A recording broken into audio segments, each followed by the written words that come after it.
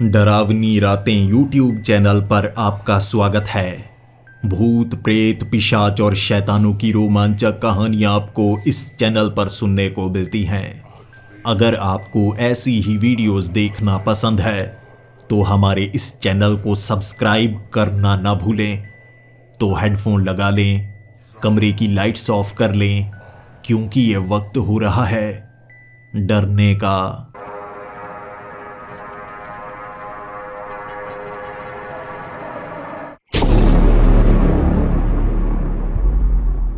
Hello दोस्तों, मेरा नाम जनक राव है और अभी मैं आपको अपना पूरा नाम नहीं बताना चाहता, क्योंकि मैं नहीं चाहता कि मेरी पहचान हो जाए। मैं अपना पूरा नाम कुछ मिनट बाद बताऊंगा। उससे पहले आपसे वादा ले लूं कि आप मेरी यह कहानी किसी और को नहीं सुनाएंगे, और ख़ास तौर पर किसी पुलिस वाले को तो बिल्कुल भी नहीं, क्योंकि मैं भी एक पुलिस वाला हूं और मैं नहीं चाहता कि मेरी यह सच्ची कहानी किसी तक पहुंचे, क्योंकि हो सकता है उसके बाद मुझे नौकरी से निकाल दिया जाए। पुलिस वाला बनने के लिए कितने पापड़ बेलने पड़ते हैं आपको क्या ही बताऊं। इस समय मैं मुंबई में रहता हूं और मुंबई का पुलिस वाला हूं, लेकिन पुलिस वाला बनने के लिए मैंने कितनी मशक्कत की है। 12 साल पहले की बात है, जब मैं अपने दोस्तों के साथ खेला करता था। दोस्त बहुत ज़्यादा चिढ़ाया करते थे, क्योंकि मेरा पूरा नाम था जनक राव सिंघम, और तब सिंघम मूवी आई थी और सब कहते थे तेरा नाम भी सिंघम है, क्या तू पुलिस वाला बनेगा। सब इस तरह चिढ़ाते थे कि मेरे मन में उत्सुकता बढ़ने लगी कि हाँ, मैं भी सिंघम बनूंगा, नाम भी तो सिंघम ही है। तब मेरे दोस्त कहते, देख सिंघम 10 लोगों से अकेला लड़ लेता है, तो हम 10 को पीट के दिखा। और मेरे अंदर हिम्मत भर जाती और मैं कहता आओ। फिर वो आते, मुझे पीट कर चले जाते। ऐसे मैं पिटा पिटाया घर जाता। मेरे चेहरे के ऊपर कई निशान पड़े होते तो मेरे पिता कहते, बता तुझे किसने मारा है। लेकिन मेरे दोस्त मुझसे वादा ले लिया करते थे कि अगर पुलिस वाले को कोई गुंडा मार कर चला जाए, ये बेइज्जती वाली बात होती है पुलिस वाले के लिए कि वो किसी को बता दे कि वो पिटा है। हमें बस छाती चौड़ी करके खड़े हो जाना पड़ता है और कहना पड़ता है बाथरूम में गिर गया हूं, किसी ने नहीं मारा है। बस अपने पिता के सामने भी मैं ऐसा ही किया करता था, और हर रोज वो 10 मिलकर मुझे पीटा करते। कभी उनसे जीत नहीं पाया। चाहे कई महीने निकल गए, चेहरे के निशान पक्के हो गए, लेकिन कभी उन्हें पीट ही नहीं पाया। 10 लोग हुआ करते थे, 2 बाजू को पकड़ लेते थे, 2 टांगों को पकड़ लेते थे, कहते थे बोल सिंघम। मैं बोलता था सिंघम, और वो शेर की तरह मेरे मुंह पर हाथ मारते थे। धीरे धीरे ये मेरी जिद बन गई कि मैं एक दिन पुलिस वाला बनूंगा, और मेरा नाम भी सिंघम है। सब मुझे सिंघम सिंघम कहेंगे, और मैं सभी गुंडों को, गैंगस्टर्स को मुंबई से बाहर खदेड़ दूंगा या जान से मार दूंगा। लेकिन अभी तो मेरा बचपन था। बचपन से मैं कैसे सिंघम बन सकता था। कोशिश जारी थी मेरी। रात को 10 बजे घर आया करता था। पिता पीटा करते थे, लेकिन मैं कभी उन्हें नहीं बताता था कि मैं क्या करने जाता हूँ। घूमता हूँ सड़कों पर, चेहरा ढक कर ढूंढता हूँ कोई ना कोई चोर किसी ना किसी घर में चोरी कर रहा होगा। पकड़ लूंगा उसे और उसके बाद पीटूंगा, और जब पुलिस वाले आएंगे मुझे शाबाशी देंगे और मैं उन्हें कह दूंगा मुझे भी रख लो, जैसे आप काम करते हो मैं भी उसी तरह से काम करना चाहूँगा। रात को गलियों से गुजरा करता था, दीवारों पर कान लगाकर सुना करता था कहीं अंदर चोर तो नहीं। कई बार अंदर से अजीब सी आवाजें आ रही होती, ऐसा लगता जैसे कोई एक दूसरे को पीट रहा है। मुझे शक होता तो मैं दीवार पर चढ़ता, लेकिन जैसा दृश्य मुझे नजर आता, शर्म से कभी कभी पानी पानी हो जाता था।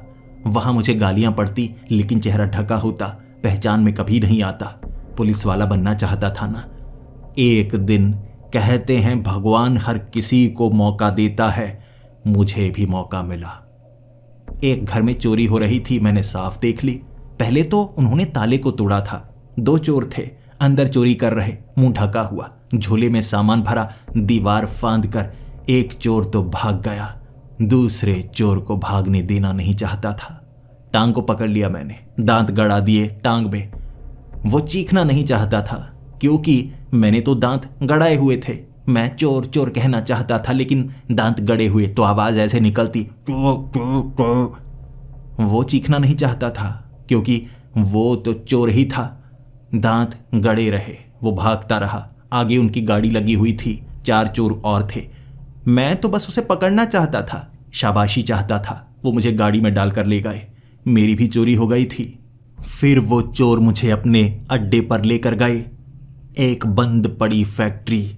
मैंने दांत अभी उसकी टांग से निकाले नहीं थे, लेकिन उन्होंने निकाले। जब मेरे सर के बालों को पकड़ा और खींचा, मैंने कहा सिंघम, लेकिन चमाटे उन्होंने मारी। इतना पीटा, आंख के ऊपर निशान बन गया। और फिर वो कहने लगे, बच्चे देख, हमें ज़्यादा तुझे पीटना नहीं है। देख, किसी को बताना मत, तूने हमारा चेहरा देख लिया है। मैंने कहा, मैं तुम्हारा चेहरा देख चुका हूं, लेकिन किसी को नहीं बताऊंगा। लेकिन इंतज़ार करना मेरा, एक दिन मैं पुलिस वाला बनूंगा और तुम सबको पकड़ने के लिए आऊंगा। तब मुझे महसूस हुआ मुझे ऐसा नहीं कहना चाहिए था। उन्होंने बहुत पीटा, मुझे दीवार से बांध कर। उसके बाद बेड से पीट कर मुझे मुंबई लोकल ट्रेन के सामने फेंक गए। मैं खुददार था, किसी से मांग नहीं सकता था। एक दिन भूखा रहा, फिर मांगना पड़ा। क्या करता, खुददारी से पेट नहीं भरता। मांगना पड़ा, पेट भरा, और उसके बाद ट्रेन पर चढ़कर वापस आया। अपने पिता से मैंने सच कहा था कि मेरे साथ जो हुआ किसी बच्चे के साथ नहीं होना चाहिए, और मेरे पिता ने भी मेरे साथ जो किया किसी बच्चे के साथ नहीं होना चाहिए। उन्होंने यकीन नहीं किया, मुझे और ज़्यादा पीटा। लेकिन फिर से मेरी जिंदगी सामान्य हो गई। अब रात को मेरे पिता मुझे बाहर निकलने नहीं देते थे, और तभी मैंने आंखों में सपना देख लिया था, पुलिस वाला बनूंगा, बदला लूंगा उन चोरों से। पता है मुझे कहां पर रहते हैं, वो फैक्ट्री के बारे में मुझे पता है। मैं एक दिन पुलिस वाला बनकर उन्हें पकड़ने के लिए जरूर जाऊंगा। ये मेरे बचपन की यादें थी। धीरे धीरे मैं बड़ा हुआ, और उसके बाद पुलिस की भर्ती आ चुकी थी, और मेरी उम्र भी 21 साल हो चुकी थी। पहली बार में ही पुलिस वाला बन जाना चाहता था। पुलिस की भर्ती के लिए सबसे पहले टेस्ट होता है, और पढ़ने में मैं बहुत अच्छा था। रिटन टेस्ट तो मैं दे देता, लेकिन भागने में थोड़ा कमजोर था। मेरे चाचा ने तब मुझे कहा था, 2 तरीके होते हैं जीतने के। पहला, इतनी तेज भागो कि कोई तुम्हें पकड़ ना पाए, सबसे आगे निकल जाओ। दूसरा रास्ता है, बाकियों को इतना धीमा कर दो कि वो पीछे रह जाएं, तब भी तुम जीत सकते हो। मैंने दूसरा तरीका सही समझा। जब भर्ती चल रही थी, हम 17 बच्चे थे जो भागने वाले थे, और किसी एक का चुनाव होता। मुझे पता था मेरे सिवा कौन जीत सकता है। सबने भागना शुरू किया, और मैं हर एक की टांग में टांग अड़ाते हुए उसे गिराता जा रहा। 15 बच्चों को तो मैंने ही गिराया था। फिर उस रेस को वहीं पर रोक दिया गया। मुझे लगा उन्हें लगा होगा कि मैं आराम से जीत जाऊंगा। फिर वहां पर पुलिस वाले आए। उन्होंने मुझे पकड़ा, 4 चमाटे मारी, और मुझसे पूछा, बता, पुलिस वाला बनना चाहता है या नेता बनना चाहता है? मैंने कहा, पुलिस वाला बनना चाहता हूं, नेता बनने में मेरा कोई रुझान नहीं है। उन्होंने कहा, तो बाकियों की टांग में टांग क्यों अड़ाता है? देख पीछे वो जो बच्चे मेरे साथ भागे थे ना, वो गिरे पड़े थे। कुछ की टांगें मुड़ चुकी थी, कुछ के कंधे उतर चुके थे। टांगों में टांगें फंसाकर जैसे मैंने उन्हें गिराया था, हर कोई चोटिल था। पुलिस वालों ने मुझे भी चोटिल किया। मैं कह रहा था, मुझे क्यों मार रहे हो? अपनों को नहीं मारना चाहिए, मैं तो पुलिस वाला ही हूं ना। उन्होंने कहा, तू पुलिस वाला बनने की सोचना भी मत, भाग जा यहां से। मैं भाग निकला था, लेकिन रेस ट्रैक पर मुझे लगा भाग कर आगे पहुंच जाऊंगा तो छिप कर किसी तरह मेरा चुनाव भी हो ही जाएगा ना। शायद ये परीक्षा होगी। परीक्षा, पुलिस वालों की परीक्षा ऐसे ही होती है कि वो डटकर खड़े रहते हैं या भाग जाते हैं। मैं तो डटकर खड़ा था। उन्होंने जब मारा तो भागना पड़ा। मैं उस ग्राउंड से बाहर भाग निकला और सोचा था, अगले साल भी भर्ती होगी, अगले साल मैं भर्ती हो ही जाऊंगा। कोशिश जारी थी, लेकिन पूरा साल कसरत करूंगा, कोशिश करूंगा, अगले साल तो भर्ती हो ही जाऊंगा। अगले साल फिर से पुलिस की भर्ती थी। एग्जाम मैंने दे दिए थे। अब फिर से फिजिकल टेस्ट होना था। भागने की तैयारी पूरा साल की थी। इतना तेज भागता था मैं, इतना तेज भागता था, कोई भी मुझे पकड़ नहीं सकता था। जब मैं भागने लगा, सबसे आगे निकला था। सबसे पहले फिनिशिंग लाइन पर मैं पहुंचा था। आगे पुलिस वाले खड़े थे, मुझसे पूछने लगे, तू पुलिस वाला बनना चाहता है या चोर? मैंने कहा पुलिस वाला। उन्होंने कहा तो इतनी तेज क्यों भागता है, इतनी तेज तो चोर भागते हैं, बता तूने चोरी की है या नहीं। मैंने कहा पाँव पड़ता हूं, बस हमेशा से पुलिस वाला बनना चाहता था, मेरा नाम भी सिंघम है, सिंघम। उन्होंने तब मुझे कोने में बुलाया। एक पुलिस वाला मुझसे पूछ रहा था, तू बस एक बात बता दे, फिर तू रिश्वत लेगा या नहीं, यानी कि 500,000 में मान जाया करेगा या नहीं। मैंने कहा कभी नहीं, मैं रिश्वत कभी नहीं लूंगा। उन्होंने चमाट मार के मुझे ग्राउंड से बाहर निकाल दिया। मेरा चुनाव नहीं हुआ। मैं समझ नहीं पाया, मैं तो ईमानदारी की बातें कर रहा था, मुझे बाहर क्यों निकाल दिया गया। तब मुझे कुछ लोगों ने बताया कि कई पुलिस वाले करप्ट होते हैं, तुझसे जो पुलिस वाला मिला था वो करप्ट होगा, वो तुझे अपने साथ मिलाने की कोशिश कर रहा होगा। अगर तू हाँ कर देता शायद तेरा चुनाव हो जाता, फिर तू वहां उसे पकड़वा कर एक अच्छा पुलिस वाला बन जाता। मुझे लगा चलो कोई बात नहीं, अगले साल करूंगा मैं ऐसा। अगले साल फिर से एग्जाम दिया, पास। रेस लगाई, पास। तब वहां पर कमिश्नर आए हुए थे और कमिश्नर मुझे कोने में ले गए और मुझे कहने लगे, बता तू रिश्वत लेगा या नहीं। मैंने कहा जैसे आप कहेंगे मैं वैसे करूंगा, मैं 500 में क्या, मैं तो 100 में मान जाऊंगा। उन्होंने मुझे चमाट मारी और मुझे ग्राउंड से बाहर भगा दिया। समझ नहीं पाया आखिर गलती कहां पर हो रही है। मैं रिश्वत लूं तो बाहर निकाल देते हैं, रिश्वत ना लूं तो बाहर निकाल देते हैं, करवाना क्या चाहते हैं। लेकिन अगले साल मैं भागा, ऐसा भागा, सब पीछे रह गए। और तब वहां पर मंत्री जी भी आए हुए थे और मंत्री जी ने मुझे देखते ही कह दिया था, कितनी तेज भागता है, इसके सामने कोई चोर भाग ही नहीं सकता, इसे पुलिस में होना चाहिए। बस मेरी किस्मत थी कि मेरा चुनाव हो गया और मैं बना सिंघम, कांस्टेबल सिंघम। मुझे इंस्पेक्टर साहब को रिपोर्टिंग करनी थी और पहले ही दिन वहां जाकर मैं खड़ा हो गया और उनको कहने लगा। मैंने कहा मेरी ट्रेनिंग हो चुकी है साहब, मुझे ऐसी जगह भेजिएगा जहां पर खतरा सबसे ज्यादा हो। उन्होंने कहा ईमानदार लगते हो। मैंने कहा बहुत ज्यादा ईमानदार हूं, मैं पुलिस के लिए मरने के लिए भी तैयार हूं, ये मेरा सपना था, मेरी ड्यूटी सबसे मुश्किल जगह पर लगाइए। उन्होंने मेरी ड्यूटी सबसे मुश्किल जगह पर ही लगाई, एक चौराहा। उस चौराहे पर गाड़ियां इतनी तेज चलती थी, बिल्कुल बीच में छोटी सी जगह पर खड़े रहना पड़ता था। मुझे उन्होंने ट्रैफिक लाइट पर खड़ा कर दिया। मैं वहां बस हाथ देता था, जाने को गाड़ियों को कहता था। और इस तरह पहले 15 दिन निकले और मैं इंस्पेक्टर साहब के पास आया और कहने लगा, सर मुझे कोई खतरे वाला काम दीजिए। उन्होंने कहा वो खतरे वाला काम ही है, वो चौराहा है, वहां पर गाड़ियां इतनी तेज निकलती हैं और वहां कोई रेड लाइट नहीं है। कई बार वहां पर पुलिस वाले खड़े थे तो गाड़ी उन्हें कुचल कर चली गई, इससे ज्यादा खतरनाक जगह कोई है ही नहीं। मैं उनके पांव पड़ने लगा, सर ऐसा खतरा नहीं चाहिए, मैं मुंबई से क्राइम खत्म करना चाहता हूँ, मेरी ड्यूटी लगाइए किसी ऐसी जगह पर जहाँ गुंडागर्दी सबसे ज़्यादा हो, जहाँ गुंडे हों, गैंगस्टर हों, चोर हों। मैं उन्हें रोकने की पूरी कोशिश करूँगा, जान की बाजी लगा दूंगा।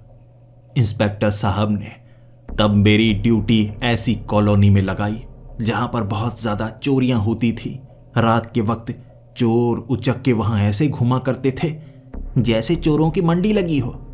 मुझे रात के वक्त वहाँ पर ड्यूटी देनी थी और मैं जानता था ये मेरी जिंदगी के लिए एक ऐसी परीक्षा है जो मुझे पास होनी ही होगी, तभी अपनी नजरों में मैं सिंघम बन पाऊंगा।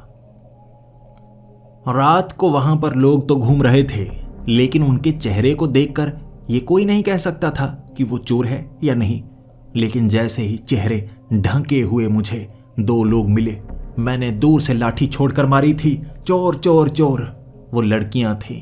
आज दोपहर में धूप ज्यादा थी ना, तब से उन्होंने चेहरा ढका हुआ था। रात के वक्त भी वो वैसी ही थी। एक के माथे पर वो डंडा जब लगा, तीसरी आंख खुल गई उनकी। वो लड़की वहीं पर गिरी थी, उसके बाद सीधा कोमा में चली गई। 3 दिन बाद उठी थी और उसके परिवार वाले मुझ पर केस करना चाहते थे। तब मैंने उन्हें कहा वहां पर चोर था, मैंने डंडा उसकी तरफ मारा था, लेकिन इस लड़की के माथे पर कैसे लग गया मैं समझ ही नहीं पाया। फिर उसके बाद मेरी समझ में आया, जिसने चेहरा ढका होता है हर कोई चोर नहीं होता। बचपन से मुझे वो डाकू लगा करते थे। सोचा करता था सड़कों पर लड़कियां डाकू बनकर घूमती हैं, पुलिस पकड़ती क्यों नहीं। आप जान पाया वो गर्मी से बचने के लिए चेहरा ढकती है, वो डाकू नहीं है। तब वहां एक पुरानी फैक्ट्री जो काफी समय से बंद पड़ी थी, उसके अंदर से आवाजें आ रही, बचाओ बचाओ बचाओ। मैं उस तरफ भागा जा रहा। रास्ते में एक बूढ़े बुजुर्ग ने मुझे रोका और कहा, कहाँ जा रहे हो? उस फैक्ट्री के अंदर मत जाना, वो फैक्ट्री भूतिया है। मैंने तब उस आदमी को कहा, आपको फैक्ट्री भूतिया लगती है? किसी को मदद की जरूरत है? ऐसे ही लोग भूतों का नाम लेकर बेवकूफ बनाते हैं। किसी को मदद की जरूरत है, मैं वहां जाना चाहूंगा। 4 लोग और थे जो मुझे कह रहे, उस तरफ मत जाना, यहां पर कोई चोरो चक्के नहीं है, यहां पर तुम्हारी ड्यूटी इसीलिए लगाई गई है, शायद तुम अनजान होगे और उस फैक्ट्री का सच पता लगा पाओगे। मैंने कहा, मैं पता लगा कर रहूंगा। उन्होंने रोका था, मैं रुका नहीं, फैक्ट्री के अंदर चला गया। बचाओ बचाओ की आवाजें तीसरी मंजिल से आ रही और मैं भागता हुआ जब तीसरी मंजिल पर पहुंचा, अंधेरा था, टॉर्च मेरे पास थी। जैसे ही मैंने रोशनी की, आगे एक आदमी खड़ा था, पुलिस के कपड़े पहने। वो आवाजें लगा रहा, बचाओ बचाओ। मैंने कहा, सर क्या हुआ आपके साथ? आप यहां पर किसी चोर को पकड़ने के लिए आए हैं? जैसे ही वो पीछे की तरफ घूमा, कहने लगा, तुम मुझे देख सकते हो? मैंने कहा, जी मैं आपको देख भी सकता हूं, सुन भी सकता हूं, बताइए चोर कहां है? तब उसने कहा, मेरे पास आओ, मुझसे हाथ मिलाओ और वादा करो, तुम मेरे लिए काम करोगे। मैंने कहा, सर कैसा वादा मांग रहे हैं? बताइए, बचाओ बचाओ कौन कह रहा था? आप ही कह रहे थे। उसने कहा, हाथ मिलाओ। मैंने हाथ मिलाया। उसने कहा, वादा करो, तुम मेरे साथ काम करोगे। मैंने कहा, वादा? अब बताइए सच। उसने कहा, धप्पा, मैं मरा हुआ हूं, यहां पर मुझे कुछ गैंगस्टर्स ने मार डाला, तब से मेरी आत्मा यहां पर भटक रही है। अब तुमने वादा किया है, मैं तुम्हारे साथ जुड़ चुका हूं, अब तुम वैसा करोगे जैसा मैं कहूंगा। तब मैंने उन्हें कहा, सर देखिए, बेवकूफ मत बनाइए, ये मजाक का समय नहीं है। वो मेरे सामने से गायब हो गया। मेरी आंखें खुली की खुली रह गई। ये क्या? तब वो मेरे पीछे प्रकट हुआ और कहने लगा, देखो अब तुम वादा कर चुके हो, भाग नहीं सकते, मुझ पर भरोसा करना होगा। मैंने कहा, भूत भूत, बचाओ बचाओ बचाओ। बचाओ बचाओ कहता हुआ मैं वहां से भागा था, उस फैक्ट्री से बाहर। लेकिन जैसे ही फैक्ट्री के गेट के बाहर पहुंचा, बचाओ बचाओ कहना बंद कर दिया। लोग काफी ज्यादा आ चुके थे, क्योंकि मैं उस भूत से भी ज्यादा जोर से बचाओ बचाओ कह रहा था। भीड़ वहां लगी हुई, और जैसे ही मैं बाहर निकला, वो पूछ रहे, क्या हुआ सर, क्या हुआ? मैंने कहा, कुछ नहीं, चोर था, पीटा मैंने, बचाओ बचाओ कहने लगा, भाग गया। कोई बात नहीं, मैं फिर पकड़ लूंगा, अब मुझे जाने दो, मुझे जल्दी से यहां से जाना है, ड्यूटी है मेरी। भीड़ के बीच से मैं निकल रहा और मेरे कान में आवाज आई थी, देख सिंघम, मुझे तेरा नाम पता है, अब तू मुझसे वादा कर चुका है, इसीलिए अब मैं तेरे साथ रहूंगा। तुझे मेरी मौत की गुत्थी सुलझानी होगी। मुझे गैंगस्टर्स ने मारा था और उनका मुंह ढका हुआ था, मैं तो पहचान नहीं पाया। तुझे इस सच से पर्दा उठाना होगा। मैं वहीं पर रुका, वो एक खाली जगह थी। वो पुलिस वाला मेरे पीछे और कह रहा, तुझे इस सच से पर्दा उठाना होगा। मैंने कहा, बताओ पर्दा कहां पर डाला हुआ है, जल्दी से उठाता हूं, मुझे छोड़ दो। फिर मेरी तरफ देखा उसने, मेरे आर पार चला गया। लेकिन मेरे आर पार निकलने से पहले मेरी गाल पर एक चमाट जरूर मारी थी। नीचे गिरा था मैं, और फिर मैं कहने लगा, मुझे क्यों मारा? उसने कहा, तुम सिंघम हो, तुम बहुत कठोर हो, तुम बहुत बहादुर हो, लेकिन तुम बेवकूफ भी हो, इसीलिए जैसा जैसा मैं कहता हूं वैसा वैसा करो। मैंने कहा, मैं पुलिस वाला हूं और पुलिस वाला सिर्फ अपनी सीनियर की बात मानता है। मेरे बीच से फिर से निकला चमाट मार के। मैं कहने लगा, ठीक है, मानूंगा मानूंगा। फिर उसने कहा, मेरा नाम भीकू मात्रे है, मैं एक इंस्पेक्टर था, लेकिन यहां से मुझे कॉल आई थी कि यहां कुछ गैंगस्टर हैं जो एक बच्ची को किडनैप करके लेके आए हैं। मैं तब एक बहादुर पुलिस वाला था और अकेले ही जीप उठाकर यहां पर पहुंच गया, लेकिन कमीनों ने जाल बिछाया था, मुंह ढका हुआ था, पीटते गए मुझे। उसके बाद मैं शायद बेहोश हो गया, शायद मेरा कत्ल ऐसे ही हुआ, लेकिन तब से मेरी आत्मा यहां पर भटक रही है और मुझे कोई इंसाफ नहीं मिला। मुझे कुछ नहीं पता, मैं तो यहां पर रहता हूं। मेरी फाइल खोलो, ढूंढने की कोशिश करो मुझे किसने मारा है, ये काम तुम्हें करना होगा। मैंने कहा, मैं एक कांस्टेबल हूं और ऐसी एफआईआर की पुरानी फाइल में खोलूंगा तो कोई मुझे ये काम करने नहीं देगा। भीकू मात्रे ने तब कहा था, मैं तुम्हारी मदद करूंगा, तुम नहीं जानते, जब मैं तुम्हारे शरीर में प्रवेश कर जाऊंगा तो तुम्हारी ताकत मेरी ताकत से जुड़कर एक बड़ी ताकत बनेगी। तुम ताकतवर बन जाओगे, जैसे फिल्मों में होता है ना, एक मुक्का मारो 10 फुट उड़ता हुआ विलन दूर जाएगा। ऐसे ही तुम्हारे पास ताकत आ जाएगी। क्या चाहते हो ये ताकत? मैंने तभी अपनी आंखों में सिंघम के वो सपने सजा लिए थे। उड़ उड़ कर शेर की तरह पंजे मारूंगा, शेर की तरह। सिंघम। मैंने कहा जी, काम करने को मैं तैयार हूं। उस भूत ने मुझे कहा तो चलो पुलिस स्टेशन, खोलो मेरी फाइल, भीकू मात्रे इंस्पेक्टर कैसे मारा गया था। मैं पुलिस स्टेशन पहुंचा। अंधेरे में ढेर सारी फाइल्स थी, एक पूरी की पूरी शेल्फ। जब मैं फाइल निकाल रहा था मेरे ऊपर गिर गई, लेकिन उसके बाद किसी तरह से मैंने वो फाइल निकाली। वो केस बंद कर दिया गया। भीकू मात्रे को किसने मारा ढूंढा ही नहीं जा सका। शक कई पर था, लेकिन कभी किसी को गिरफ्तार नहीं किया गया। इंसाफ नहीं मिला उन्हें। मुझे लगा इस केस में मुझे काम तो करना ही चाहिए। इसीलिए मैंने इंस्पेक्टर साहब से पूछा, सर क्या मैं किसी पुरानी फाइल पर काम कर सकता हूं, यानी पुराने केस पर जो बंद पड़ा हो, जिसका कोई रिजल्ट ना निकला हो। उन्होंने कहा हाँ हाँ, ऐसा काम तो किया जा सकता है। पुराने केस पर अगर हम काम करें तो इससे एक्सपीरियंस मिलता है। मैंने जल्दी से फाइल सामने रखी, भीकू मात्रे की, जो कि इंस्पेक्टर थे और उन्हें षड्यंत्र से मारा गया। मुजरिमों को कभी पकड़ा नहीं जा सका। लेकिन सामने इंस्पेक्टर साहब घबरा गए। भीकू की फाइल? अरे इस फाइल को क्यों खोल रहे हो भाई? इस फाइल में बहुत खतरा है, रखो इसे, रखो, किसी और फाइल पर काम करो, किसी और केस पर काम करो। मैंने कहा सर इसमें क्या है, क्या गड़बड़ है इसमें? उन्होंने कहा यार इसमें पॉलिटिशियन भी इन्वॉल्व हैं, यानी बहुत ज़्यादा प्रेशर था, तो इस फाइल को खोला नहीं जाना चाहिए। देखो इसे रख दो भाई, नौकरी गंवाना चाहते हो? मैंने कहा जी नहीं, नौकरी नहीं गंवाना चाहता। फिर उस फाइल को मैंने रखा। जैसे ही मैं अंधेरे में गया, उड़ता हुआ दीवार से टकराया और उस भूत ने कहा फाइल तो खोलनी होगी, केस को सुलझाना होगा, मेरी आत्मा को शांति दिलानी होगी, वरना मैं तुम्हें छोड़ूंगा नहीं। अगर मैं तुम्हें ताकत दे सकता हूं तो तुम्हारी ताकत निकाल भी सकता हूं।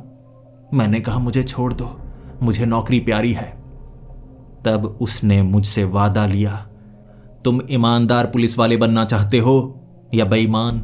मैंने कहा ईमानदार। उसने कहा तो ईमानदारी दिखाओ, सुलझाओ पुराना केस, चाहे जितना भी प्रेशर हो सुलझाने की कोशिश करो। ले जाओ इस फाइल को घर में, ढूंढा करो बचे हुए टाइम में। अब पुलिस स्टेशन से बाहर निकला करो और इस केस पर काम किया करो। मैंने कहा ठीक है, तो क्या आप मुझे सिखाएंगे ऐसे केस पर कैसे काम किया जाता है? तब उस भूत ने कहा था मेरा नाम भीकू मात्रे है और तुम यकीन नहीं करोगे मैंने बड़े बड़े गैंगस्टर को कैसे धूल चटाई थी। फिर मैं उस फाइल को घर ले आया।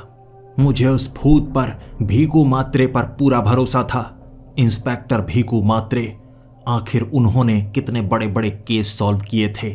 उस फाइल में था एक बड़े गैंगस्टर को उन्होंने धूल चटाई थी, उसने माफ़ी मांगी थी, लेकिन भीकू मात्रे जी को उसे जिंदा नहीं छोड़ना चाहिए था। इस केस में तो उसका नाम भी आया था। मैंने उस भूत को कहा यहाँ पर तो कई नाम उभर रहे हैं और ये केस तो मंत्रियों तक जा रहा है, ये बड़ा षड्यंत्र था। उसके बाद उन्हें कुछ कुछ याद आने लगा, एक भूत को याद आने लगा, जिंदगी में घटी घटनाएं, और उसके बाद मैंने ढूंढना शुरू कर दिया उस केस की वो कड़ियाँ, वो सबूत, फॉरेंसिक लैब की वो रिपोर्ट। मेरे सामने सब कुछ साफ हो गया। इसमें जितने भी नाम थे बड़े बड़े लोगों के थे, बड़े बड़े मंत्री, बड़े बड़े पुलिस वाले, मिलकर सबने भीकू मात्रे को मरवाया था और अब मुझे उन्हें इंसाफ दिलवाना था। और उस भूत ने, भीकू ने कहा था तुम्हें मेरा बदला लेना होगा, मेरी आत्मा को तभी शांति मिलेगी। और मैं जानना चाहता हूं वो 4 नाम, वो 4 कौन थे जो मुंह ढककर मारने के लिए आए थे? ये तो पता लग गया मुझे मरवाना कौन कौन चाहता था। उन्होंने कोशिश की तो उन सबको मरना होगा, तो मेरा बदला लेना और अंत में ये ढूंढ निकालना वो 4 लोग कौन थे, उनसे तो बदला लेना ही है। मैंने कहा मैं किसी को मारना नहीं चाहता। मेरे शरीर के अंदर वो भूत आया, मैं उड़ता हुआ छत से टकराया, फिर जमीन से टकराया, दीवार से टकराया, फिर जमीन पर घिसटा। शरीर पर चोट नहीं लगी थी, दर्द बहुत ज्यादा हुआ। तब उस भूत ने कहा, देखो तुम्हारा शरीर कितना कठोर हो गया है, तुम्हें कोई नहीं मार सकता, डर क्यों रहे हो। मेरा सर घूम रहा था और मैंने कहा, हाय हाय, जख्म तो नहीं हुआ, दर्द तो बहुत हो रहा है। तब उस भूत ने कहा, डरो मत, हिम्मत वाले बनो, तुम्हें कुछ नहीं होगा। मेरे सर पर नीला नीला निशान बन गया था, लेकिन फिर भी उन पर भरोसा था। उनके कातिलों को मौत के घाट उतारना था और सबसे पहला नाम उसी गैंगस्टर का था। उसका नाम था मोमो खान। मोमो खान, जो कहते हैं अपने दुश्मनों को काट कर मोमोज बनाकर खाता है, मोमोज। उसको भीकू मात्रे ने धूल चटाई थी और उसके बाद जिंदा छोड़ दिया, और वो भी भीकू जी को मरवाना चाहता था। तो सबसे पहले उस गैंगस्टर को मारना होगा, और मरते मरते सच तो वो बोलेगा। इसीलिए मैं उस बिल्डिंग में पहुंचा था, पुरानी बिल्डिंग। ये उसका अड्डा है। यहाँ पर लगभग 75 लोग हैं उसके, 75 कातिल, शार्प शूटर। हर तरफ बंदूकें ही बंदूकें थी, जबकि मुझे तो डंडा दिया गया था। मैं एक कांस्टेबल था। डंडे के सहारे इतने लोगों को क्या मैं पीट पाऊंगा या नहीं। और पुलिस वाले के कपड़े देखकर आंखें ऐसे दिखा रहे थे जैसे मैं जिंदा बचकर बाहर नहीं जाऊंगा। लेकिन मैं मोमो खान से मिलना चाहता था। मोमो खान जो 10वीं मंजिल पर था और एक कुर्सी पर टेढ़ा मुंह करके बैठा हुआ। और जैसे ही मैं सामने बैठा, हाथ जोड़कर मैं कहने लगा, देखिए मैं भीकू जी की फाइल को खोल चुका हूं, आपसे बस छोटी सी गवाही चाहिए, अगर आप बता सकते हैं, कुछ जानते हैं। तब मोमो ने मेरे सामने एक लिफाफा खोला, मोमोस एक प्लेट में रखे और फिर कहने लगा, खाओ, ये खाओगे तो तुम्हें समझ में आएगा आखिर इसमें क्या है। मैंने कहा, खाने से पहले बता सकते हैं तो ज़्यादा अच्छा होगा। मोमो खान ने एक मोमो को खोल के दिखाया, उसमें कीमा था। उसने कहा, ये मेरे दुश्मन का कीमा है, मैं किसी की बात नहीं मानता, और इस दुश्मन की गलती बस ये थी, मेरे सामने ये कहा था कि मेरे सवाल का जवाब दे।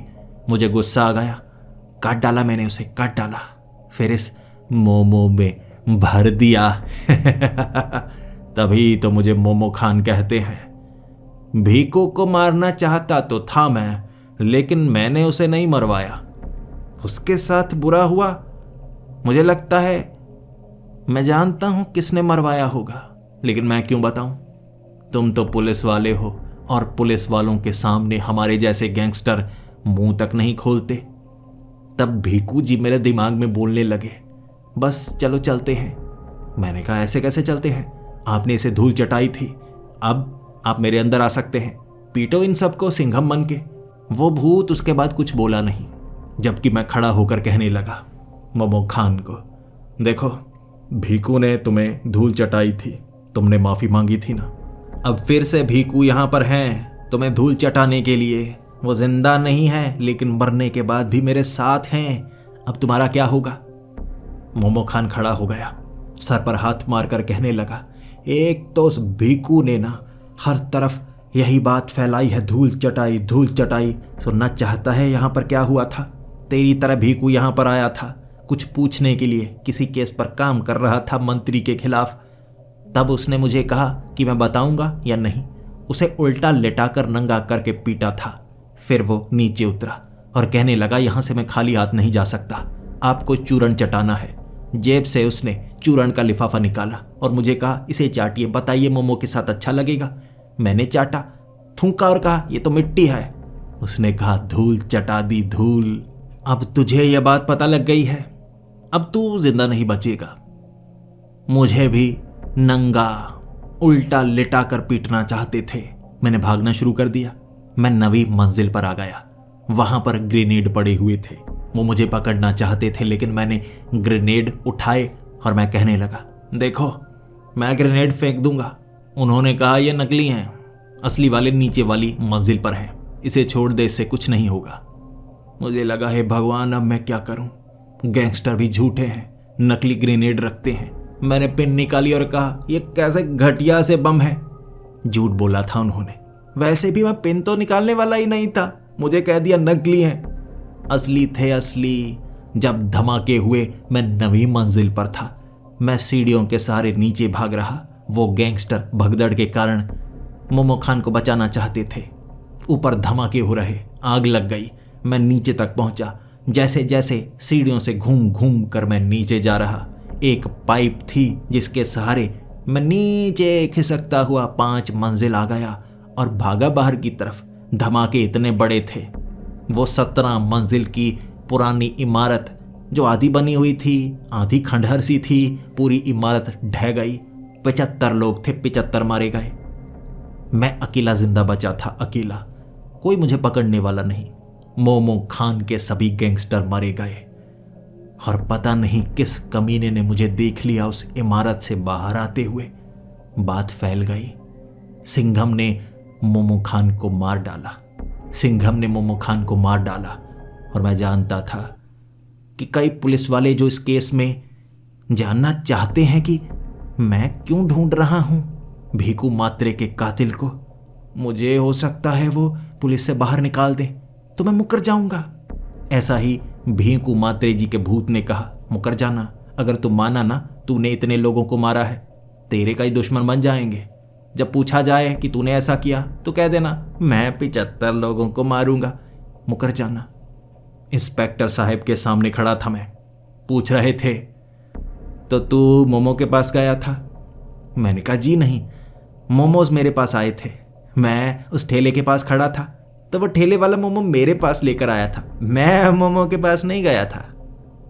उन्होंने कहा, सच बता, तुझे देखने वाले कई गवाह हमारे पास मौजूद हैं। मैंने कहा जी नहीं, सब झूठ बोल रहे होंगे। आपको तो पता है ना पुलिस वालों को कितना बदनाम किया जाता है।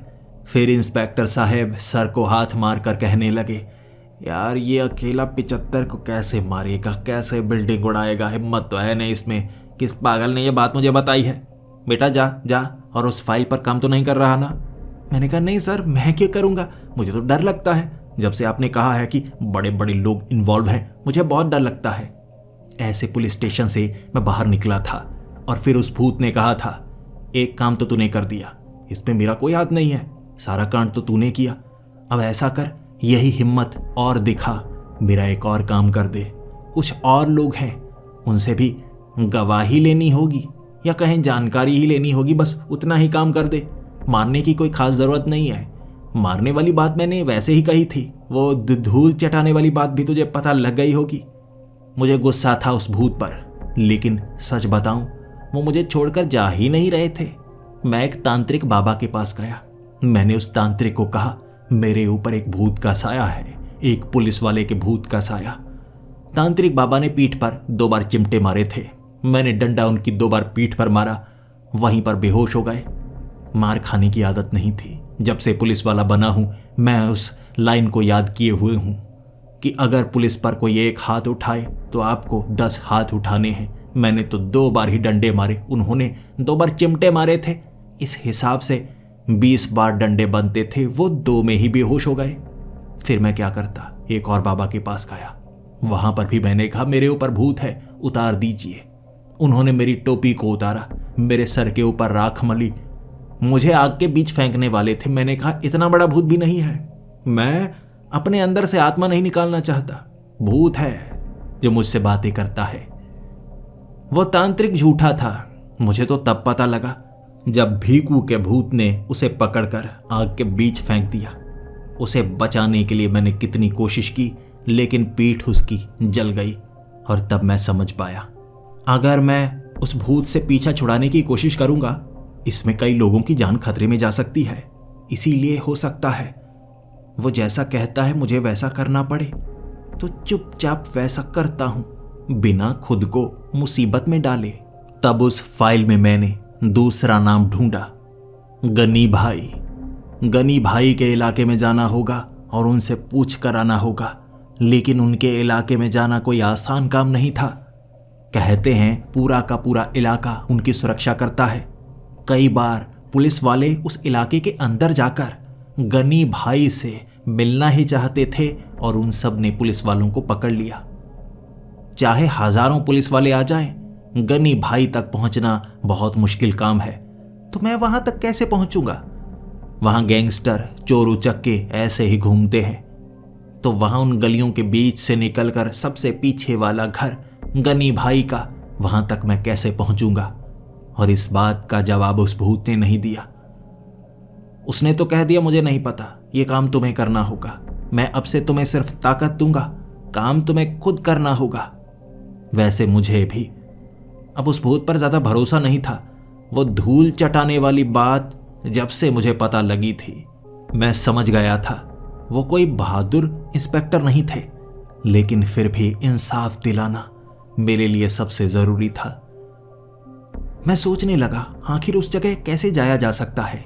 सोचता गया, एक पुलिस वाला सिंघम बनकर भी 10 से 20 लोगों को मार सकता है, लेकिन उन गलियों से आगे निकलते हुए मुझे कोई ना कोई ईंट मारकर मार ही देगा, या ऊपर से कोई ना कोई मुझे तसला फेंक कर मार देगा, तो मैं कैसे आगे निकलूंगा? मुझे उनके जैसा चोरू चक्का बनना होगा, कोई पहचान नहीं पाएगा। गनी भाई से मिलकर बात करके वापस आ जाऊंगा, नुकसान किसी को नहीं पहुंचाऊंगा। इसीलिए मैंने चोर के कपड़े पहने। भीकू मात्रे ने कहा था, ये क्या बने हुए हो, लेकिन मैं क्या कहता, चोर बना हूं। तो उन्होंने कहा, डाकू जैसे कपड़े क्यों पहने हैं? ये काले रंग की धोती पहनकर, काला कुर्ता पहनकर, अपने मुंह को ढककर और एक मस्सा लगाकर वहां जाओगे, सब पीट पीट कर बाहर निकाल देंगे। मैंने कहा, चोर ऐसे ही होते हैं, कोई पहचान नहीं पाएगा, चोरों के बीच मैं भी चोर लगूंगा। मैं उस पहली गली के बिल्कुल पास था, अंदर जाने ही वाला था। पीछे से 2 पुलिस वालों ने मुझे पकड़ लिया। डाकू आ गए कहकर कुछ लोग डरकर भाग रहे थे, तो पुलिस वालों ने मुझे पकड़ लिया। उनमें से एक इंस्पेक्टर साहब भी थे। मैं उन्हें कहे भी जा रहा था, देखिए पहचानिए। ना उन्होंने मेरे मुंह के ऊपर वाला कपड़ा उतारा, ना मुझसे ज्यादा बात की। मेरे मुंह पर मुक्का मारकर मुझे बेहोश कर दिया, और जब लॉकअप में मेरी आंख खुली, मैंने कपड़े उतारे और कहा, ये तो मैं हूं, सिंघम। सब मुझे गालियां दे रहे थे, क्योंकि वहां उन्होंने मीडिया को भी बुला लिया था कि एक कुख्यात डाकू को पकड़ा है, जो यहां पर गनी भाई से मिलने के लिए आया था और डकैती डालने के लिए आया था। मीडिया वाले बाहर थे और मुझे कहा गया कि चुपचाप तुम्हें वहां जाकर कबूलना होगा, और उसके बाद हम किसी न किसी को तुम्हारी जगह मस्सा लगाकर जेल में डाल देंगे। मैं तो बाहर जाकर बोला, लेकिन बात का बतंगड़ बन गया। गनी भाई अब डाकू को ढूंढने लगे थे। मैं तो बच गया, लेकिन किसी और को मेरी जगह मस्सा लगाकर जेल में भेजा, और जेल में गनी भाई के साथियों ने उसे मार डाला। बेचारा बेवजह ही मेरी वजह से मारा गया। बाद में पता लगा वो एक रेपिस्ट था, उस पर रेप का केस डाला गया था, लेकिन वो बार बार बच रहा था। कई लड़कियों को उसने मारा था, लेकिन सबूत नहीं मिल रहे थे। तो इस तरह भले ही गलती से, लेकिन मारा गया था वो मेरी वजह से। मैं अब गनी भाई से मिलना चाहता था, उनके इलाके के अंदर जाकर, लेकिन तरीका मुझे बदलना पड़ा। एक अंडे बेचने वाले के साथ मैंने सौदा किया। अंडे बेचने के लिए बड़े ठेले का वो इस्तेमाल करता था। नीचे खाली जगह थी जहां पर मैं छिप गया। वो अंडे बेचते बेचते उन गलियों से पीछे वाले घर तक गया। वहां कई गैंगस्टर थे, कई गुंडे थे जो अंडे खाना चाहते थे। नीचे से मैं निकला गनी भाई की उस हवेली के अंदर। सभी अंडे खाने में व्यस्त, बाहर गनी भाई उस हवेली के अंदर अकेले। उसके बाद मुझे डर लग रहा था कि मैं क्या गनी भाई से अकेले उलझ पाऊंगा। उनके पास तो बंदूक होगी, अगर उन्होंने गोली चला दी। लेकिन उस भूत ने कहा था, मैं तुम्हें ताकतवर बना दूंगा, सामने चले जाना और कहना लड़ो मुझसे या सच बताओ। मैंने ऐसा ही किया। गनी भाई के कमरे में चला गया। गनी भाई जिनका वजन 130 किलो था, हट्टे कट्टे 4-4 लोगों को पीट दिया करते थे, गला घोंट कर मार दिया करते थे। गनी भाई जिनकी बातें बताई जाती थी, और मैंने सोचा हुआ था एक दिन इस गनी भाई को जेल में डालूंगा। लेकिन जब से पुलिस का काम करना शुरू किया है, सच्चाई मेरे सामने आ गई। मुजरिमों को पकड़ना इतना भी आसान नहीं होता। गनी भाई के सामने खड़ा होकर मैं कहने लगा था, मुझे सच बताओ, भीकू मात्रे के कातिल कौन है, वरना तुम्हें मैं यहीं पर मार डालूंगा।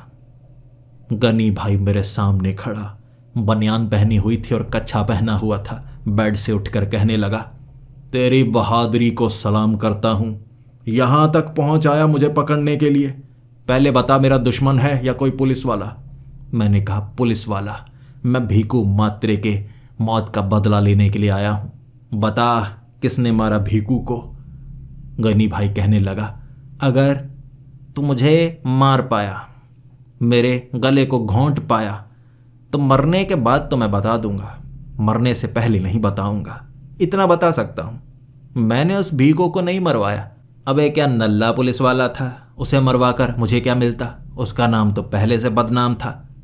हमारे जैसे बड़े बड़े गैंगस्टर ऐसे नल्ले पुलिस वालों को मरवाने लगे, फिर तो सारे पुलिस वाले ही खत्म हो जाएंगे। अब तुझे पता लग गया, मैंने तो नहीं मरवाया, लेकिन इतना पता है किसने मरवाया है, वो मैं नहीं बताऊंगा। फिर क्या था?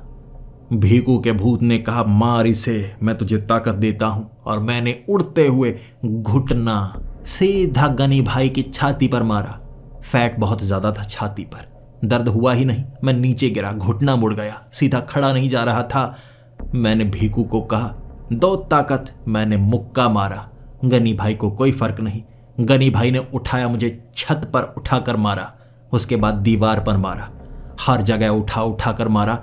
लेकिन वो भूत की ताकत ऐसी थी कि मुझे चोट लगती थी, दर्द होता था, लेकिन जख्म नहीं बनता था। मैं जल्दी ही ठीक हो जाता। गनी भाई उठा उठा कर पटकता गया। मैं पीटने की कोशिश कर रहा, कुछ नहीं कर पा रहा। और भीखू जी कह रहे, कुछ नहीं होगा तुझे, कुछ नहीं होगा। गनी भाई अपने बेड पर बैठ गया, सांस चढ़ गई थी उसे, और मैं सामने खड़ा। आई और मार ले और मार ले। मैं मार ले कह तो रहा था, दर्द बहुत ज्यादा हो रहा था, जख्म नहीं बन रहा। और सामने से गनी भाई कहने लगा, क्या है तू, पत्थर का बना है? उठा उठा कर पटक रहा हूं, ना तो तेरी हड्डी टूट रही है, ना तेरे जख्म हो रहा है, पत्थर का बना है तू? मैंने कहा, पत्थर का नहीं बना, बताओ किसने मारा? मैं न्याय दिलाने के लिए आया हूं। इससे पहले कि गनी भाई कुछ बोल पाता, उसे दिल का दौरा पड़ गया। सांस चढ़ी हुई थी, इतना मोटा था, दिल का दौरा पड़ गया। छाती को पकड़े हुए मैं छलांग लगाकर गला घोंटते हुए हल्का हल्का कहने लगा, मरते मरते तो बता दे। उसने कुछ नहीं बताया। दिल का दौरा पड़ा और गनी भाई वहीं पर मारा गया। लेकिन फिर भीखू का भूत भी नजर नहीं आया। मैं वहां अकेला था। अंडे खाकर सभी गैंगस्टर अंदर की तरफ आ रहे और मुझे अब इस हवेली से बाहर निकलना था। मदद करने वाला कोई नहीं। लाश पड़ी थी एक तरफ गनी भाई की, अकेले लड़ने का शौकीन था, अब मारा गया दिल का दौरा पड़ने से, और शक मुझ पर जाएगा। काट डालेंगे मुझे, सब काट डालेंगे। मैं उस हवेली के ऊपर चढ़ गया। उसके बाद भीखू की आवाज आई, वो ताकत तुझ में है, चाहे जितनी भी चोट लगे जख्म नहीं होगा, थोड़ा दर्द होगा। तीसरी मंजिल से छलांग लगाई थी हवेली के पीछे मैंने। वहां एक दीवार थी, दीवार के ऊपर पेट टकराया मेरा। उसके बाद मैं नीचे सर के बल गिरा। ऐसा लगा सर फट ही जाएगा। दर्द ऐसा हो रहा कि मुझे चक्कर आ रहे, लेकिन अंडे के ठेले के नीचे आखिरकार मैं छिप ही गया। ऐसे अंडे वाले ने मुझे वहां से निकाला। उसके बाद अफवाह फैल गई कि एक पुलिस वाला आया था, गनी भाई को मारकर चला गया। इस अफवाह ने हर तरफ भगदड़ मचा दी। गैंग वॉर शुरू हो गई थी। कई गैंगस्टर एक दूसरे को मारने लगे थे, क्योंकि 2 बड़े गैंगस्टर मारे जा चुके थे और सबको लगने लगा कोई कातिल है जो गैंगस्टर को मारता जा रहा है। और कई लोगों को शक मुझ पर था, जैसे इंस्पेक्टर साहब को। मेरे सामने बैठे हुए मुझसे पूछ रहे, देख अब बता गनी भाई को तूने मारा है? मैंने कहा, नहीं, इतनी दूर जाकर मैं कैसे मार सकता हूं? आपको लगता है मैं मार सकता हूं? इंस्पेक्टर साहब कहने लगे, लगता ही तो नहीं है, लेकिन तुझे देखने वाले कई लोग कहते हैं कि ये वहां पर नजर आया था। ऐसा कैसे हो सकता है? सच बता, वो फाइल गायब है, तू उस फाइल पर काम तो नहीं कर रहा? मैं तुझे बताता हूं, उस फाइल का सच जब तुझे समझ में आएगा ना, बहुत तड़पेगा तू, बहुत बुरा लगेगा तुझे। मैंने कहा, सर सच बताइए, मैं न्याय दिलवाना चाहता हूं। इंस्पेक्टर साहब ने मुझे कुछ नहीं बताया। जब मैं घर आया तो भीकू के भूत ने कहा, अब इंस्पेक्टर को मारना होगा। मैंने कहा, भाग जा साले, अब इंस्पेक्टर को मरवाएगा, जेल में पहुंचाना चाहता है। भीकू का भूत कह रहा था तो उगलवाना तो होगा ही, सिर्फ उन्हें पता है, यानी वो जानते हैं मेरे साथ क्या हुआ था, और मरने के बाद हमारे साथ क्या क्या होता है हमें कुछ याद नहीं रहता। जानना होगा मुझे मारने के लिए वो लोग कहाँ से आए थे, कौन थे मेरे कातिल। मुझे न्याय चाहिए, न्याय चाहिए, न्याय न्याय पूरी रात शब्द मेरे कान में पड़ते रहे। अगले दिन मैंने ठान लिया इंस्पेक्टर साहिब से जान कर रहूंगा।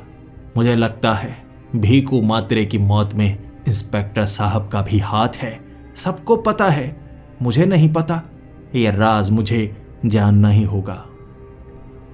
अब मुझे लगा इंस्पेक्टर साहब से अकेले में पूछना होगा, लेकिन पुलिस स्टेशन में ऐसा किया नहीं जा सकता। इंस्पेक्टर साहब को कहीं पर जाना था, 2 गाड़ियां जाने वाली थी। मैंने उनसे आग्रह किया कि आपकी गाड़ी मैं ही चला लूंगा, आज ड्राइवर आया नहीं लगता है आपका। वो कांस्टेबल जो इंस्पेक्टर साहब की गाड़ी को चलाया करता था, उसे मैंने ज़्यादा खैनी खिलाई और वो बाथरूम में पड़ा था। मुझे बहाना मिल गया। इंस्पेक्टर साहब की मैं गाड़ी चलाने लगा, और जैसे ही वो गाड़ी शहर से बाहर निकली थी, वहाँ एक तालाब के पास मैंने स्टीयरिंग घुमाया और झाड़ियों में गाड़ी घुसा दी। इस तरह झाड़ियों के बीच से गाड़ी निकालकर उन्हें किडनैप ही कर चुका था। वो पीछे से चीखे मार रहे, क्या कर रहा है, मरवाएगा। मैंने कहा, मरने नहीं दूंगा, जिंदा ही पहुंचाऊंगा। और पीछे से वो कह रहे, मुझे नहीं लगता हम जिंदा पहुंचेंगे, सामने सड़क तो नजर नहीं आ रही, खड्डों के बीच से तो चलाए जा रहा है। वहां एक झोंपड़ा था, झोंपड़े के बीच मैंने गाड़ी घुसा डाली। वो बेहोश हो चुके थे डर के मारे, इतना खतरा उनसे झेला नहीं जाता था। मैं तो हॉलीवुड की मूवीज देखा करता था, तो ऐसे गाड़ी चलाना मैंने वहीं से सीखा था, लेकिन वो देख नहीं पाए। जब उन्हें होश आया, मैंने उन्हें एक कुर्सी से बांधा हुआ था, और भले ही नौकरी मेरी खतरे में होती, लेकिन मैं सच जानना चाहता था। मैंने उनसे कहा, बताइए भीकू मात्रे को किसने मरवाया था? आपको सब कुछ पता है, आपको बताना होगा। तब उन्होंने माँ बहन की कुछ गालियां दी और फिर कहने लगे, तू पागल है, मुझे किडनैप किया है, तुझे सज़ा बहुत ज़्यादा होगी। और किस भीकू मात्रे के पीछे पड़ा है? मर चुका है वो, केस को बंद कर दिया गया है, अब तू क्यों मेरे पीछे पड़ा है? मैंने कहा, बताइए, सच बताइए, क्योंकि भीकू मात्रे का भूत मेरे साथ है, उसने मुझ पर वश कर लिया है। मैं भीकू मात्रे के वश में हूँ, पोजेस हो चुका हूँ, मुझे उस भूत को दूर करना है। इंस्पेक्टर साहब कहने लगे, तो तेरे साथ भीकू भी है? वो आधा धुंधला भूत नजर आया। इंस्पेक्टर साहब डर गए। तब वो भूत कहने लगा, मुझे न्याय चाहिए, मुझे किसने मारा, मुझे न्याय चाहिए। मरते वक्त जो घटना होती है, प्रेत आत्मा को वो याद नहीं रहती। बताओ बताओ, मुझे किसने मारा, उसे सज़ा हुई या नहीं? फाइल के मुताबिक तो सज़ा नहीं हुई, बताओ। इंस्पेक्टर साहब घूरने लगे, भीकू मात्रे को घूर रहे। माँ बहन की गालियां फिर से निकाली, और फिर इंस्पेक्टर साहब ने जो जो बताया, हम सब देखते रह गए। जो कहानी उन्होंने सुनाई, वो इंस्पेक्टर भीकू मात्रे को भी नहीं पता थी, या शायद पता थी, लेकिन उन्होंने मुझे तो बताई नहीं थी। इंस्पेक्टर साहब ने कहा, भीकू ईमानदार था या नहीं कोई जान नहीं पाया। कहते हैं बहुत ज़्यादा क्रिमिनल, गैंगस्टर, चोरों को पकड़ लिया करता था। अकेले पकड़कर हथकड़ी डालकर वो पुलिस स्टेशन लेकर आया करता था। ना कोई लड़ता, ना कोई चोट पहुंचती।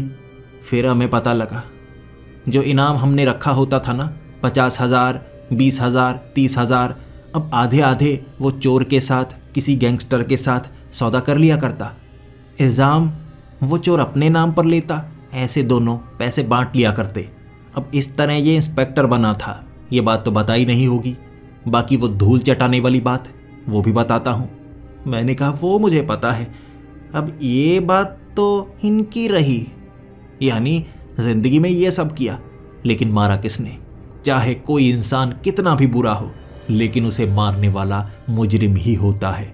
बताइए भीकू जी को किसने मारा था? इंस्पेक्टर साहब सर हिलाने लगे और कहने लगे, अब सच बताना होगा क्या? ये सच किसी और को मत बताना, ये सच किसी और को मत बताना। तब इंस्पेक्टर साहब ने बताया उस रात क्या हुआ था। भीकू मात्रे, जो इस तरह से नकली चोरों को पकड़वाया करता था, नकली गैंगस्टर को पकड़वाया करता था, ऐसे कांड किया करता था, खुद पिटा करता था, पुलिस वालों को बदनाम किया करता था, एक दिन 4 पुलिस वाले, जिसमें इंस्पेक्टर साहब भी थे, मिलकर सबक सिखाना चाहते थे भीकू मात्रे को। तो उन्होंने भीकू मात्रे को किडनैप किया, सिर्फ डराने के लिए कि एक पुरानी बिल्डिंग में वो लेकर जाएंगे। बारिश वाली वो रात थी और वहां पर मुंह ढके हुए वो कहेंगे कि बताओ तुमने सब कुछ क्यों किया, क्यों झूठे चोरों को पकड़वाते हो, क्यों गैंगस्टर को पकड़वाते हो, और वहां कबूलनामा लेंगे ताकि सबूत इकट्ठे हों और उसके बाद उसे एक ईमानदार पुलिस वाला बनाएंगे। 4 थे वो, भीकू मात्रे को बेहोश करके ले गए। ये 14वीं मंजिल थी और वहां ऊपर चारों ने मुंह ढका हुआ। भीकू मात्रे, जिसे पता लग गया कि ये तो पुलिस वाले हैं, तब भीकू मात्रे उठकर कहने लगा, अरे चारों इंस्पेक्टर, क्या हुआ?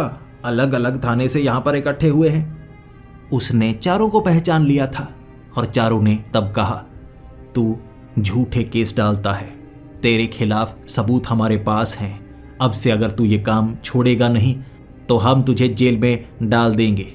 हम पुलिस वालों को बदनाम नहीं करवाना चाहते। भीकू मात्रे उस दिन खैनी खाकर आया था, ज्यादा सुरूर था तो 14वीं मंजिल से भागते हुए छलांग लगा दी, ऊपर से गिरकर मरा था। ये बात सुनने के बाद जैसे ही मैंने भीकू मात्रे के भूत की तरफ देखा, उसका मुंह नीचे हो गया। वो कहने लगा, हाँ याद आ रहा है मुझे। फिर वो भूत गायब हो गया। मैंने सवाल करने की कोशिश की, लेकिन वो तो एक भूत था जिसे तृप्ति मिल गई। और इंस्पेक्टर साहब कुर्सी से उठकर कहने लगे, तो तू भूत के कारण ये सब कर रहा था? मैंने कहा, जी मैं न्याय दिलवाना चाहता था। इंस्पेक्टर साहब को सब कुछ सच बताया। अब मुझे भी सच पता लग गया था क्यों उस फाइल को बंद किया गया था। पूरा पुलिस डिपार्टमेंट बदनाम होता और भीकू खैनी खाकर 14वीं मंजिल से छलांग लगा देगा, किसी को क्या पता था। कई लोगों ने मुंह ढके हुए कुछ लोगों को देखा था, तो बात फैल गई कि किसी ने कत्ल किया है, ऊपर से फेंक दिया है, ऊपर से फेंक दिया है। ऐसे इस केस को अनसॉल्व्ड मिस्ट्री कहकर बंद किया गया था ताकि पुलिस डिपार्टमेंट बदनाम ना हो। और इंस्पेक्टर साहब ने मुझ पर रहम दिखाया, मुझे नौकरी से नहीं निकाला, ना मुझ पर कोई केस किया, लेकिन मुझे जेल डिपार्टमेंट में भेज दिया। और आज भी मैं जेलर साहब के साथ कुर्सी की सफाई ही करता हूं। माना मैं सिंघम हूं, जनकराज सिंघम, और एक दिन मुंबई से क्रिमिनल्स खत्म कर दूंगा। भले ही अब अगर मैं ये बात करता हूं तो जो क्रिमिनल इस जेल में हैं मुझे पकड़कर पीट देते हैं और कोई पुलिस वाला मेरी मदद भी नहीं करता, हंसते रहते हैं। जानता नहीं मैं क्यों, लेकिन फिर भी कहते हैं उम्मीद जब बाकी होती है कोशिश करते रहना चाहिए।